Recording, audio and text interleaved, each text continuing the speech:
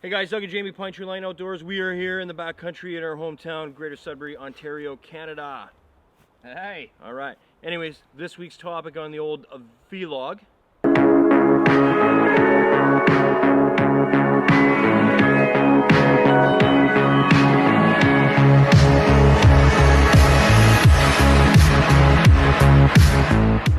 is I seen her coming. It was just there's a storm brewing here this week on this vlog.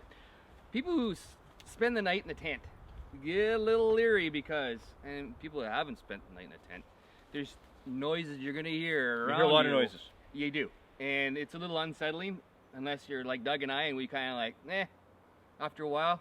I'm telling you that 2 millimeters of fabric are very protective. Oh, it's gonna stop. Nothing's gonna get me. It's gonna stop anything. Nothing's gonna get me.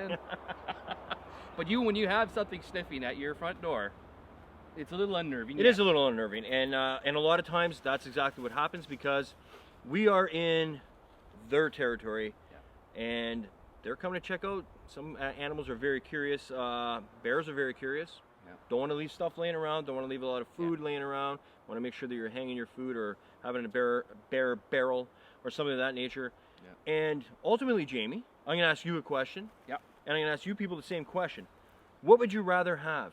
Would you rather have a bear sniffing around outside your tent or wolves howling nearby? Oh, wolves every day. Yeah, I'll take the wolves too. All day, yeah. You got a bear sniffing outside? Yeah, they're looking for something to eat. They're not there to check out. They're hungry. They're looking for because they're always looking for something to eat, no matter what. And you better hope you're not chewing some gum or something, or just brush your teeth. But if you're smart with your camping spot, just don't leave any food out laying around. And grease, they love grease. They love gas. If you're gonna leave any stuff like that out around your camp area, they're gonna find it. Yeah. Peanut butter, toothpaste. Oddly enough, they're like, I mean, I can understand the peanut butter, but like toothpaste, gas, that kind of stuff, you don't really think that bears, but they're attracted to smells. And ultimately that could lead them into your area. So like Jamie said, you want to be very careful with that. Wolves in the distance, hey, we're in their territory as well. They may be talking to each other, or they may be hunting. They're nocturnal. For the most part, the wolves will keep their distance. They won't come around your camp. Very rare will they ever come around your camp. Yeah. But Doug and I definitely, we protect ourselves. You can use bear protection, bear spray, bear banger, bear flare, and that really works for any animals actually. For the most part. And the biggest nuisance we have is raccoons. Yeah. I've been camping down around the French River area, and literally had them coming in my tent. Like, I mean, especially the tents that zipper up in the bottom, worst idea anybody ever had for a tent is anything that zips up from the bottom, because anything can come and push their nose and go right in your tent. That's why you spend a little bit more money and get a one that have a round door or something where you can zip it from the top. Or everything's zipped from the top. Don't ever leave your zipper down at the bottom, because anything could literally push its nose. And raccoons have figured this out. Believe me, they are a smart animal. And I've had them come in my tent. So more often than not, I haven't really had a lot of experience with raccoons in the backcountry, but at campgrounds, yes, because they know where the food is. They know that people are coming, they're leaving food. And even though you may be at the campground, like Jamie does a lot of that kind of camping, and he's there with his wife, they're very conscious of what kind of food or stuff they're leaving out, but other people aren't. And if a bear or a raccoon or these animals know where it's a known place to get food, they're coming to check it out. And believe me, they know what a cooler looks like. They can spot that cooler from miles away. You leave it outside, I know. And like, I mean, there's a lot of cooler manufacturers now that have them strapped down to keep, but believe me, you think that's gonna stop a bear? No.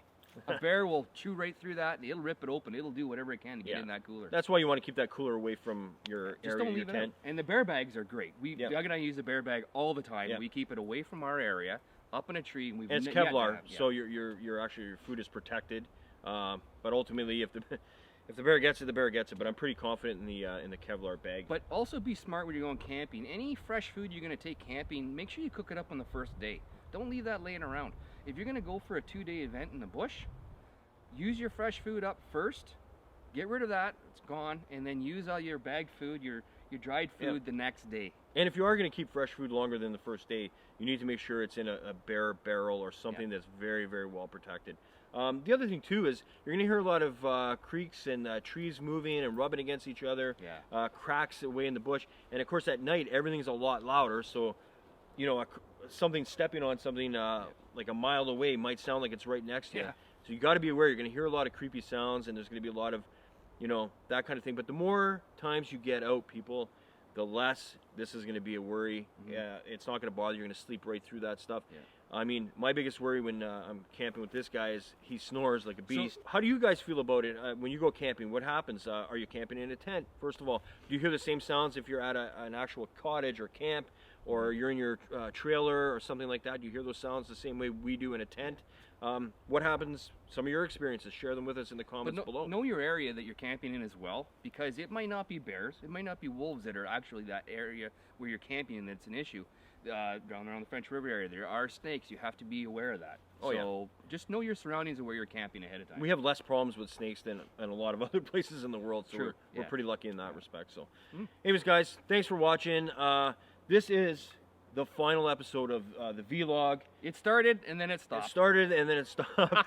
Once again, things are going to be changing on the channel moving forward in a little while, and we'll get more into that down the road. But this is the last vlog, so we hope you enjoyed us at least starting a little bit of conversation, a little bit of behind the scenes look at some videos and stuff.